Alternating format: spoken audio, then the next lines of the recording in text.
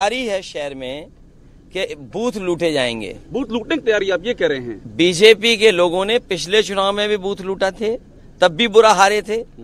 ये फिर बूथ लूटने की तैयारी कर रहे हैं। और मैं आपसे कह रहा हूं, आप भी अपना 4-5 बजे के बाद मैनपुरी पहुंच जाना। बीजेपी के लोग बूथ लूटने की तैयारी कर रहे हैं। इन्फॉर्मेशन है इस बात की? मतलब आपके पास वो पिछली बार भी उनका व्यवहार ऐसा था। सोचिए, पिछली बार भी जिनका व्यवहार ऐसा ही हो, वो इस बार भी वही व्यवहार करेंगे। अखिलेश जी, एक और मुझे बता दीजिए, आप बताइए, चेयरमैन जितने बैठाए जा रहे हैं थाने में, विपक्ष के लोग बैठाए जा रहे हैं, सत्ता के पक्ष के लोग क्यों नहीं बैठाए जा रहे हैं? तो क्या मैनपुरी हरवाने के लिए किया जा रहा है? आपको क्या लग रहा है? ये जो पूरा चीजें आप बता रहे हैं, आपने कई सारे उदाहरण गिनवा दिए। मैंने तुम्हें छू लिया, तुम जाओ नहाओ जाके। नहीं, मैं क्यों ना आऊंगा? नहीं, रोड शो नहीं कर रहे हैं, हम लोग एक कार्यक्रम कर रहे हैं। अच्छा, अखिलेश जी रेवन्ना पे कह रहे हैं कि वापस लाके उनको कड़ी से कड़ी सजा रेवन्ना को दी जाएगी। मैं कह रहा हूँ कि उन बुनियादी मुद्दों से मत हटिए। आज बेरोजगारी का सवाल है, नौकरी का सवाल है, और जो विश्व गुरु या विकसित भारत का सपना दिखा रहे हैं, पर कैपिटा इनकम क्या है?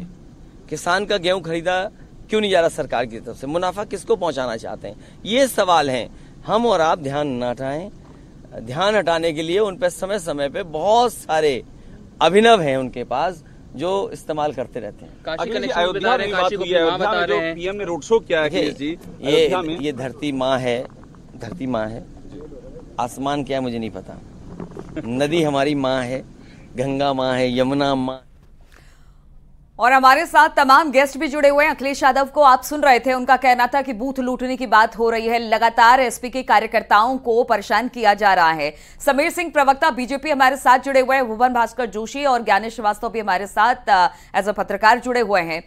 समीर सिंह जी, जिस तरह से अभी अखिलेश यादव को हम सुन रहे थे, उन्होंने कहा कि देखिए, हताश है बीजेपी और इसलिए इस तरह के काम कर रही है, बूथ लूटने की बात कर रही है। एसपी लगातार आरोप लगा रही है कि कुछ जगहों पर मारपीट हुई है, धक्का मुक्की हुई है।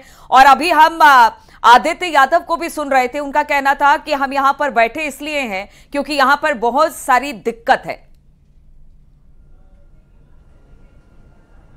देखिए, अखिलेश यादव को हार का डर सता रहा है, और जो स्वयं बरसों तक बूथ लूटने का काम कराता रहा हो, आज कानून का राज है। आज निर्वाचन आयोग की परिधि में जीरो टॉलरेंस पर चुनाव हो रहा है, गुंडा और माफिया जेलों में है, और अखिलेश यादव की घबराहट ये बता रही है कि अखिलेश यादव चुनाव हार रहे।